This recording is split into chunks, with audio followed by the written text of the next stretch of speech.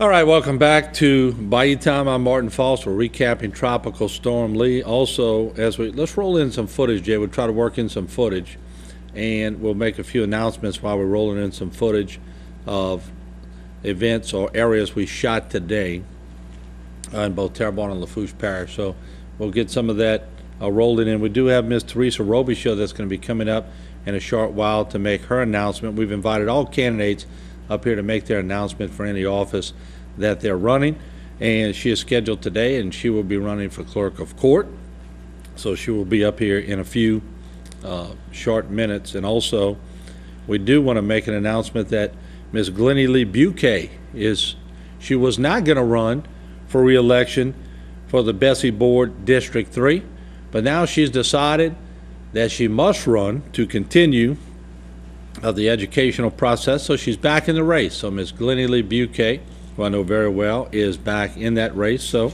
there you have it. She's going to do it again. So there we go. So we're looking at footage.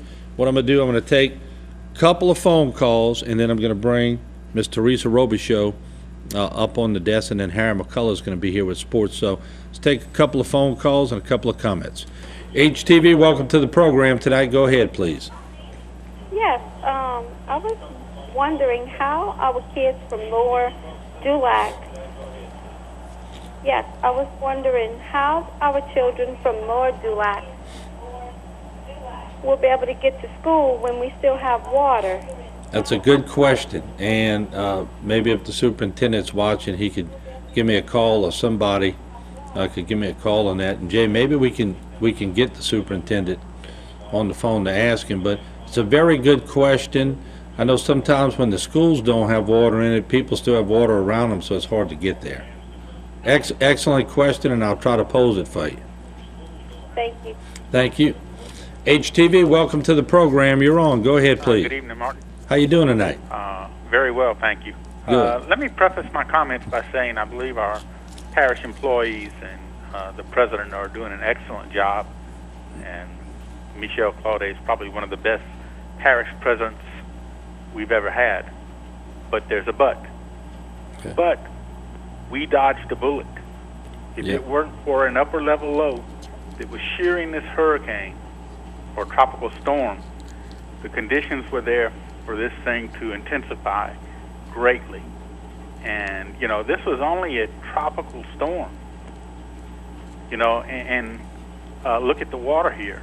Mm-hmm. We can't become complacent, Martin. Yeah. And, you know, a 12-foot levee, and it's all well and good. It's much better than what we had, and I thank God for it.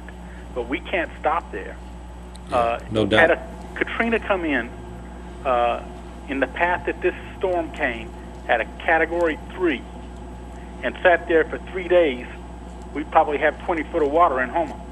Well, and you know, and I know, all bets are off. No one will ever guarantee a 3, 4, or 5 that comes west of Terrebonne Parish. I agree with you, but I can honestly say, in dealing with a lot of officials on this one, nobody was complacent. The problem with this storm, even though it was a tropical event, it pumped it sat there for 3 days, and it pumped a tremendous amount of water with rainfall, so you were fighting a surge with the rainfall. But you're right, this one re-teaches everyone not to let your guard down, and that you got to keep moving forward, because you're right, this was a minimal storm, but minimal storms can cause a lot of havoc too.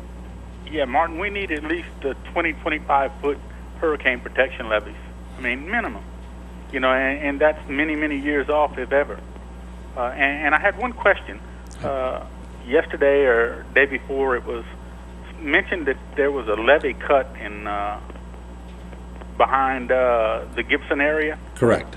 And I was wondering if that was one of those makeshift levees that was put up just for that flooding coming from the Mississippi, right, and that was on private property. And if a man cuts a levee on his private property that he's just allowed for a certain situation, then he's not really at fault. Yeah, and I don't think the parish president, when I asked him about it, he didn't. He just basically said if the man's trying to get his water out of the property to flow toward the intracoastal, he didn't make a big deal about it, so obviously he probably thought the same thing. Yeah, but the caller that called in was very upset. Yeah, she was. You know, but I mean, you can't blame a man for taking care of his own property. And those levees weren't even supposed to be there anyway. They weren't permitted. They were makeshift levees put up in a hurry to prevent flooding, that backwater flooding and stuff from the Mississippi. Well, we certainly we heard a lot of talk about the Gibson area, and that seemed to be a conversation that went on for 3 or 4 callers. But hopefully everything worked out for everybody, and we certainly appreciate you calling tonight. Yeah, and Martin, it just shows that we do need more work in the Gibson area and other places too. So I'll bid you good night and appreciate you staying on the air and doing what you do. Thank you so much. Okay, you're welcome. Okay, bye-bye. All right, we will take a break, and when we come back, we'll have Miss Teresa Robichaud on the set, and she's going to make her announcement and tell us a few things on why she wants to be the clerk of court. There are 2 people in that race, herself and Bubba Watkins, and of course, she will be up next. So don't go away, and after that, Harry McCullough is going to bring in some sports for us.